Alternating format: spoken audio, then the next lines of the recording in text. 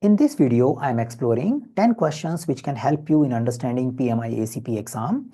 These questions are majorly coming from 3 domains: Agile mindset, leadership, and product delivery. These questions and the way we navigate to the answers can help you in developing the mindset which helps you in getting PMI-ACP certification with ease. Let's explore them one by one. Question number 1. A team lead observes that a team member's task has been stagnant on the Kanban board and no impairment have been raised by the team member. The team member has also been less engaged in the conversation with the team from the past few days. This lack of progress could potentially delay your upcoming release.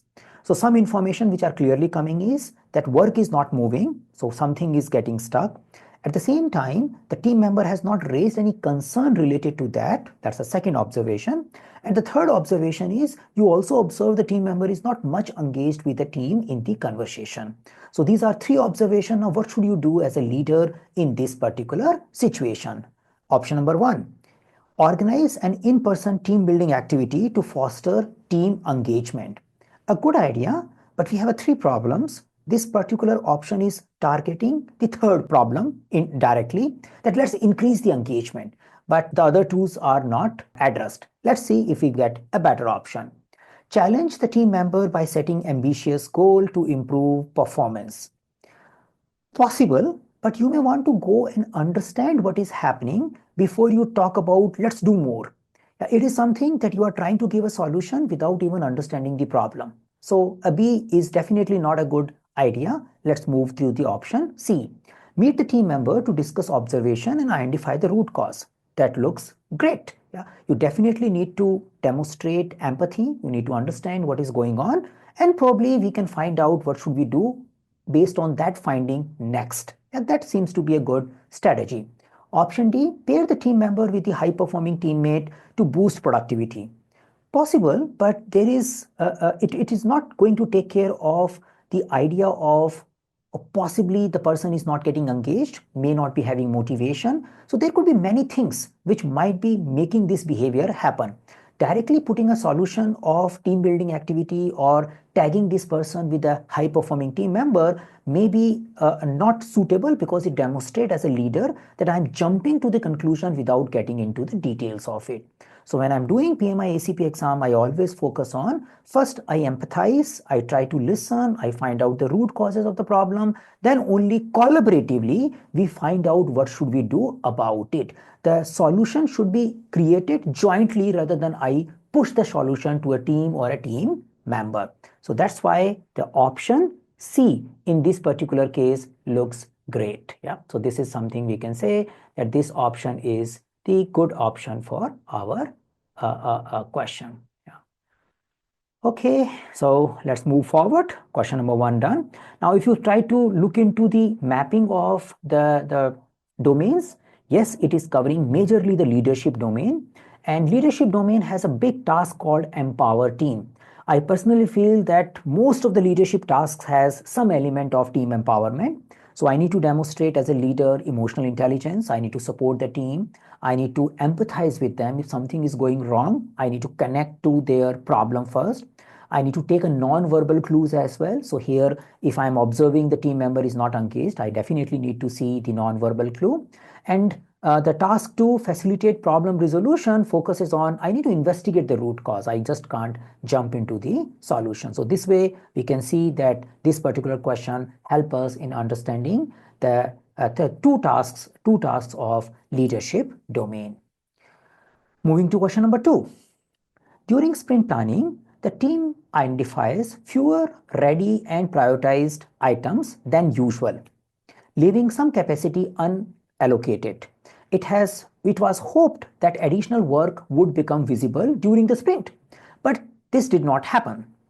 A team member expressed dissatisfaction about being underutilized during the sprint. What should the Agile practitioner do? So little tricky situation. You are doing sprint planning, things were not ready for planning, and somehow you planned with a less capacity. You were hoping things will come, but they are not coming. What should you do? At the same time, one team member is not happy about it. Ask the team if they can identify additional project work whether the team member can, where the team member can contribute.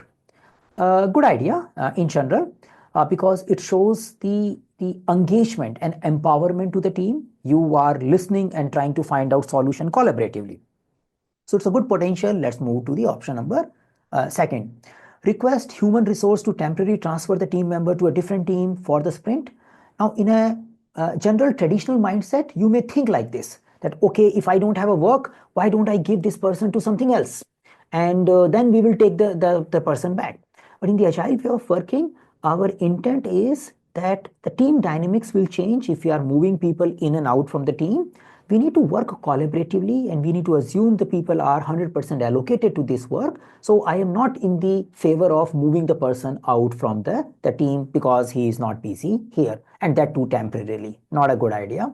Meet the team member to evaluate their skills and commitment to the project work. Yeah. So this is something little different. It is a thing I can have a one-on-one meeting. That's a good idea. But why to evaluate skills and commitment? Right now we are into a different problem where we have a less work and person wants to do something more. So the option C looks little clear off. Yeah, we can ignore that. Option D, empower the team member to choose their own task to make better use of their time. Yeah, so that seems to be a good idea though. Yeah, but if I have to compare, so I feel personally the A and D are good choices. Yeah. Now we need to see which one is better. So say empowerment is good, but team empowerment is far better than individual empowerment alone. If there is a problem where the team can collaborate and find out what should we do, which help us as a team to grow forward, is a better idea rather than I tell the person that you are free to pick up whatever you think can help us in achieving some value. Yeah, so that is the like an option D, but I better team talk together and they may reach to that agreement that, okay, what do you think we should work on? And that probably they can decide to distribute to that particular person, but that seems to be a better team engaged idea. So we can go with option A in this particular situation. Overall, this question maps to the domain of leadership, where you have to focus on motivating the team member, promoting collective ownership of goals rather than you are the only one who is driving the things. Yeah, so empowering team or empower team, leadership domain in case of PMI-ACP. Moving to question number 3. Your organization has initiated strategic initiative of high importance, setting a clear goal and budget for the associated project. As an agile practitioner, what should you do to ensure alignment between team and stakeholder goals? Okay, so what I'm sensing is that I'm starting a new project, an organization wants to achieve something from it, and I need to ensure that there should be a good alignment between my team and the stakeholder. That seems to be the question. Option A, facilitate regular communication between stakeholders and the team to align goals and track achievement. Looks good idea, because the agile is all about frequent communication, individual and interaction over process and tools. That seems to be one of the important agile value. So yes, the option A is looking towards that. Option B, plan clear milestone as a phase gate to periodically assess alignment. That may be good if you are following the waterfallish or predictive lifecycle approach. In the agile way of working, some of you will say, oh, that also looks a good idea. The idea of agile way of working is the variability is high. And if we think that we will meet at a given milestone, it might be too late. And so we need to have a more frequent engagement rather than let's talk after some time and set a milestone around it. So the A is better, regular communication over B. Let's see option C. Ensure the product owner fully understand the goal and communicate it regularly to the team. So yeah, possible that product owner should understand the holistic thing. But as an agile mindset, I don't get into the idea of blocking people from communicating. Product owner can definitely play a champion role in communicating and aligning everyone to the goal and objectives of our project. But as an agile mindset practitioner, I understand it would be better if the team and stakeholder and product owner can frequently collaborate together rather than we rely just on product owner to ensure continuous alignment. Yeah. So though it's a close thing, yeah, if you are thinking purely like a Scrum way, you may go to the option C as well, but we can compare and say what is the option C and A is more open and from an agile mindset perspective. Option D, create an information radiator for the goal and collaborate extensively with the team to achieve it. Not a bad idea. But the thing is, yes, you made the goal visible and you are wanting the team to achieve that. But in the agile way of working, we don't assume goal also remain fixed. Things can evolve. Goal may need to get evolved. Yeah? So I, as a leader, is not responsible for making everyone to just follow on the goal. I definitely want to make a information radiator of the goal, but I want more collaboration between the stakeholder and the team on a periodic basis where they can share what has worked and what should we do in order to improve our future alignment. Yeah. So I feel all the four options are great. Yeah, option maybe we can little bit say option B is not that great, but A, C, D is all candidate option, and I go with the A because of clear alignment with agile values and focusing on the word regular and interaction. So that makes me select the option A. Yeah. So that's the question. Empowering team, promoting the shared vision and purpose. Yeah, so that's the focus area. So leadership domain, task 5, promote shared vision and the purpose, and it ensures that we should have a clarity of the vision and everyone is aligned towards the common vision. Yeah, though many of the options were also talking about it, we have to choose the one very closely looking towards which one is more aligned to agile values. So I personally feel choices were close. If you have a difference of opinion, please comment in the comment section. It is not anything very crystal clear given anywhere because PMI will take their own call related to right and wrong answers. But that's what I think when I was drafting this particular question.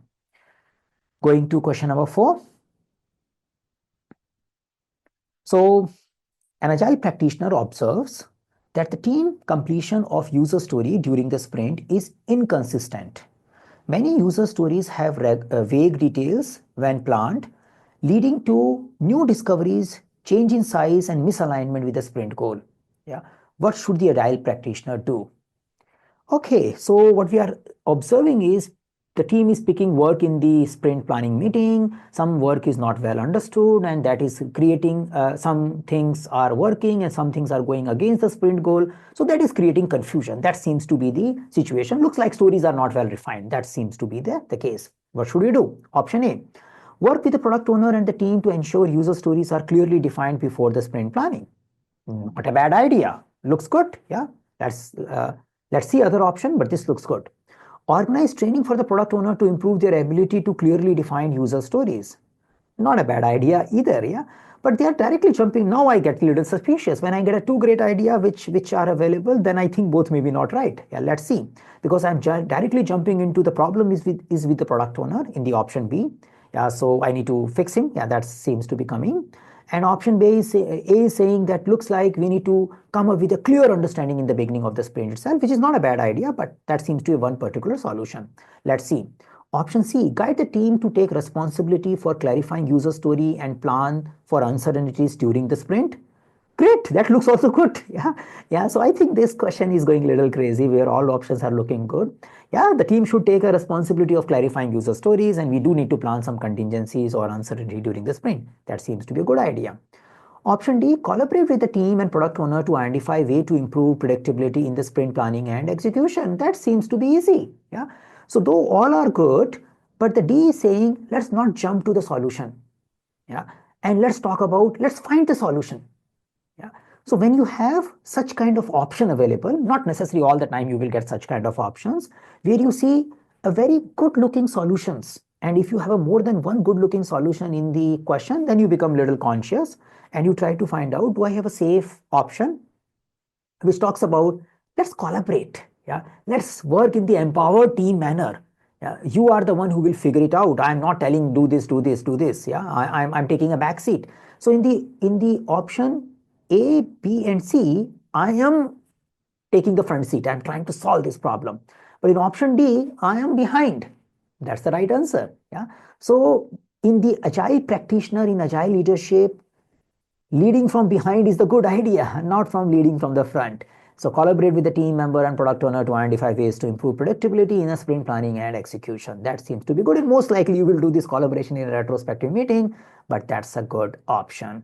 And yes, this one maps to your empower team. That's obvious. It also maps to a delivery domain. Because we need to do a continuous improvement. If we are seeing some particular trend which are not working, we need to take a feedback and drive continuous improvement. So that way it also maps to a delivery domain. Question number 5. A sprint did not go as planned. During the sprint review, stakeholder expressed dissatisfaction with the deliverable, and the team achieved only 50% of the sprint goal. What should the agile practitioner do next? Now, in some teams, you might not have a percentage with the sprint goal. You may say either we have an achievement of a sprint goal or we have a not achievement of the sprint goal. But when you see the question, you don't challenge the question. You can say, okay, in some companies, they might be tracking the goal achievement in a percentile manner, and I need to figure it out. What should we do when we are not achieving our sprint goal? The simple understanding of that question could be that not achieving the sprint goal. Option A, analyze each team member's performance to identify who caused the shortfall. Definitely out of scope. Why? Because we believe everybody did their best. It's an agile way of working, and it is not about pinpointing who was at fault. It is about solving the problem. So without even thinking about anything else, I can definitely remove option A because it is very much against the agile mindset. The idea of this video is not to just give you a right answer, but also help you in getting the agile mindset clear.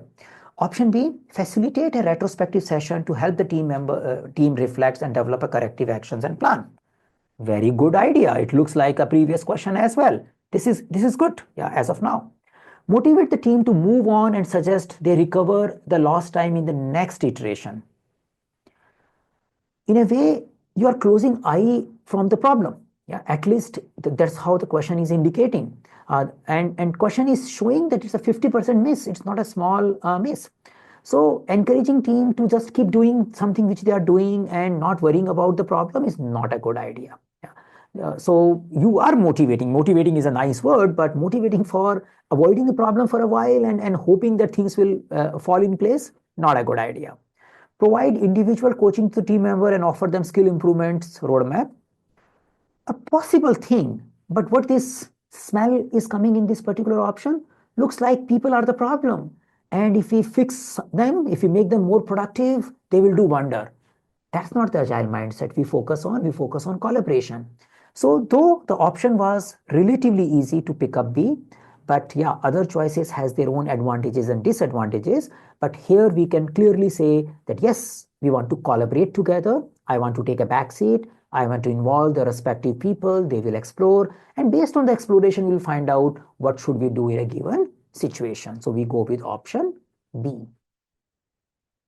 So yes, it maps to delivery domain, perform continuous improvement. It also maps to empower team. The empower team, if I believe if you just get this task very clear from your leadership domain, the rest of the leadership will be easy for you. The whole leadership domain questions will look somewhere rooted into you believe and you trust in the team. You believe they can solve their own problem rather than you rush to solve the problem. If you just get this thing right, your good percentage of questions start put like you will find them in a good place. Yeah. Question number 6. You are initiating a new project and the team members are unfamiliar with the working together. Okay, so this is a new team. To set the right expectation, foster collaboration, what should the agile practitioner and the team do? Okay, so it's like you're forming the team. Yeah, if you focus on Tuckman ladder, it's a forming stage. What should you do in the forming stage so the team pass through storming fast and become performing soon? Yeah, that seems to be a question. Option A, provide direction to establish the authority of the team lead. Yeah. So set a leader and says that this is the boss and this boss is going to run the show. Please listen to him. Definitely not a good idea. Remove option A. Option B, clarify roles and responsibility and reward for good performance. Clarify roles and responsibility itself was little smelly because we want the team should collaboratively figure it out, roles and responsibility. But this option definitely goes out when it talks about reward for good performance. Yeah. So we, by default, our mindset is the reward should come from the work. Yeah, people should focus on the mission and the alignment of the solving the problem rather than looking for the rewards. So that way, option B, you can definitely ignore. Option C, schedule team performance review at a regular interval. A possible thing. It's a good idea that we will have a feedback sessions. Yeah, performance review should not be taken as a negative. Yeah, that I need to track people. Uh, the better word could be the performance feedback at a regular interval could have been a better idea. But again, it's just a starting point, and doing frequent one-on-one and performance review may be okay, but do we have a better one? Yeah, this is a candidate option. If we don't have a better one, we can probably go with this, but it is again me taking action. Yeah, that something is there, but let's see. If we have a me taking action but little diluted one, we will take it. Establish ground rule and share understanding of goals. So say, I would like, if we had an option, I facilitate setting up a ground rules and develop shared understanding of the goals. Yeah, I want to have that. But many a time in a PMI-ACP, the questions are not that well drafted. Yeah, you may not have that option right now. So what we have, the best one, the option D is okay out of others. We need to choose the best available. Yeah. So I will establish ground rules and shared understanding of the goals. How do I establish it is not very well defined here. I definitely want to collaboratively establish the rules, but I wanted to keep the word collaborative and facilitate out of the question to give you a sense that sometimes you may have these kind of choices only and you need to pick up based on the available options. So this is how you get the questions in the exam, and you better focus on establishing ground rules. Now somebody will say, why establishing ground rule? Why not the regular review? So the idea here is the ground rules or team charter is something we do in the formation stage of our team. Yeah. So when we are forming the team, we want to make sure that people know how do we work together here. It in a way also help us in understanding roles and responsibility clarity while talking to each other. Yeah. How do we operate here? Yeah, that is something is coming out of it, and there could be many other things as well other than that. And it also help us in creating ownership in the team to follow those particular ground rules. So it's a good initial stage activity of team development. That way also it becomes a good choice. If we have a keyword like team charter, ground rules, and the question is talking about the formations, the forming stage of the team, they are definitely good idea for us to pick up. So option D is the right answer. It is definitely focusing on leadership, promoting shared vision and purpose. And it is also focusing on mindset domain, promote collaborative team environment, because with the help of setting up the ground rules, I am creating a foundation for team collaboration. Question number 7. During a technical review discussion, a new team member expressed disagreement with some technical decisions made in the previous sprint. Okay, new guy coming in and saying, guys, you have been doing wrong. Okay, another team member commented that the new team member was being very critical. Oh, you are new, I don't like it, and you should not be criticizing our old decision. Yeah, what should the agile practitioner do? Very usual thing, many times this happens. So it's a conflict. It's a conflict where someone is speaking about something, another person is taking emotionally separate, and I need to figure it out how to make this new team member mix well in the team and have a constructive conversation, rather than the essence of the feedback is getting diluted because of the emotions. Let's talk about it. Option A, remind the new team member not to critique or second guess past decisions. Definitely not a good idea. We definitely want to promote growth mindset. We definitely want to make people think differently out of the box. So suppressing somebody's thinking is not a good idea. So we can easily discard option A. Option B, encourage team members to privately express disagreement with project decisions to you. So it has a little bit trap of make you feel, yeah, this is good, so that people don't feel it bad. Why don't you come and report to me and I will tell you what to do next? But when we are focusing on agile practitioner in today's leadership style, you should not become a bottleneck. It's not like people will come to you and then you will tell what to do next. Yeah, that's the one thing. You want to make sure collaborative work environment, not collaboration happens through you. So you can ignore the option B. Option C, teach the team how to transparently and collaboratively discuss and questions decisions. Perfectly right. Yeah, you need to just give them a right communication training so they can raise the issues, they can give and receive feedback without getting emotionally charged up about it. Looks great. Let's see. Advise the team member to always present data and fact before criticizing decision. Maybe okay, but C is better. Yeah. So you are saying in the case of D, whenever you bring some idea, bring with the data, then only bring it. There is a possibility sometimes you want to bring the point without data as well. You should have a psychological safety to express your mind. So C is better. You know how to speak. The D may get included in C. Yeah, we may talk about that such kind of criticism should be always supported by the facts. Such kind of things should be discussed in this particular manner. That could be there. So we can make C inclusive of D, and that's why C is a good idea. I need to definitely help my team to understand how to communicate and work well with each other. So facilitating conflict management, leadership domain, mindset, foster psychological safety. That's going to be an important element. Psychological safety is little stressed upon topic in our PMI-ACP exam. Question number 8.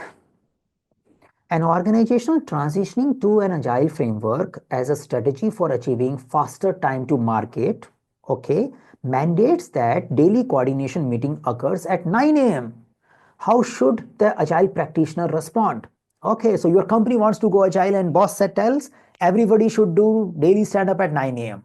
Yeah, now what should you tell your boss? Let's explore. Option A, explain to management that team ground rules are owned by the team. Not a bad idea. You can definitely do that. You can tell, don't dictate the team. A team will figure it out what time they want to meet. So in a way, that's the agile mindset. But maybe your management will not like when you give these kind of answers. So you better be a little more polite, more emotionally intelligent when you want to deal with your management. Let's see. Option B. Explain to the management that agile ways of working promote empowerment. So the team should decide the meeting time collaboratively. Good idea. Yeah, so you are explaining. So in a way, the B includes A, but in a little more polite language, that management should give team empowerment. So let the team figure it out, these things collaboratively. Yeah, let's see. Suggest the management discuss the timing with all the team leads before making the decision. Yeah, so you are saying management don't decide unilaterally, at least listen to the team leader's advice. Not a good idea. It's a little bit better than say management alone deciding, but you have a and B are far better option than C. B is definitely good. Advise management to set the meeting time based on workload and the team's geographical distribution. So say the C and D are making, still management takes the call, and they are just making the decision better. Oh, you probably can discuss with the team lead, or you probably can find out what kind of work teams are doing so that you can decide. Whereas A and B are focusing on moving this decision-making authority to the team. Yeah? So as an agile mindset, we need to empower the team. We need to trust the team. Why do we empower the team? Because the empowered team is engaged team. Engaged team is productive team. And we want to create happy and high-performing team. That's why we are doing it. Option B help us in explaining that mindset in a little better manner to our management. So we go with option B. Yeah, so that's the answer. Yes, this maps to embracing the agile mindset. Task 2 of your mindset domain, it also has empower team. I believe empower team is something which is everywhere whenever you talk about leadership topic. Question number 9. An organization currently using traditional method wants to transition to agile to adopt a more customer-centric mindset. Okay. An initial assessment reveals the culture is not yet ready for the agile practices. Yeah. The agile practitioner spends 3 months influencing, educating, and training the organization. What should the agile practitioner do next? So this is more related to your change management or a transformation roadmap. It has a smell of using the frameworks like Kotter's one. You want to do something and you have done education and influencing a job. Now, what do you do next after you have done sufficient amount of education? You have done a cultural assessment and you realize the culture assessments were not positive, for not yet ready for the agile. And now you have done the educational part. What should be your next step? Yeah, let's see. Option A, perform a follow-up culture assessment and analyze the result. So possible candidate, you can do a cultural assessment again. But culture change takes time, and 3 months and just focusing on education and training may not bring much of change in the culture. So actually you have not done anything significant to see that how the culture might have changed over a period of last 3 months. Yeah. So that way we can put it something aside, but it's a candidate option. Option B, ask management to mandate agile adoption now that people have been trained. Now in real life that may happen, but not a good idea. It's not an agile mindset. Empowering people, you need to work with individuals and in a manner which can be digested by the organization rather than push. So push option for even for agile is not a good idea. So the option B is saying push, we can definitely ignore that. Option C, begin implementing a few agile practices such as daily scrum across the organization. So there could be a possibility somebody will say, oh, at least we start with a daily scrum and we'll figure it out as we go along. Yeah. In general, the understanding of implementing the new framework is just taking piece of it may not give you the whole experience, and rather it create confusion more. So rather than taking piece and implementing it across the organization, you should take a piece of the organization and implement agile practices there. So that's a more thing, because you can see a holistic response. And directly pushing the whole organization to a one way of working, even for a small activity, may not be a good idea. Option D, conduct a pilot project using agile ways of working and support their implementation. Great. Yeah. So whatever problem I was having with the ABC is resolved in the D. So it is talking about that, yes, we have educated many. Now let's start doing something and see how this thing produce a result. And based on this pilot learning, we will grow this further. Now, if you are already familiar with the Kotter's way of working, 8-step process and all, then you will find it very easy. You know, yeah, this is what we do. We run a pilot and we see the result of the pilot, and that's how we move forward with our implementation. So that's the option D. So it's more about enabling the agile mindset, promoting agile mindset and principles and practices. It's more about bringing agile in the organization. So map to mindset and leadership domain. Final question for this video. An agile practitioner observes that the team has several subgroups working independently, often leading to conflict. Each subgroup focuses on a specific area of the product. What should the agile practitioner do to help the team becoming high performing? Okay, so my team is becoming a group of teams. Yeah, they have internal groups. Yeah, and these groups are doing their own part of the work, and sometimes they fight with each other. Option A, assign work to each group based on their expertise and establish clear boundaries to avoid conflict. Yeah, so you want to make them high performing. You may think better than make them clearly divided.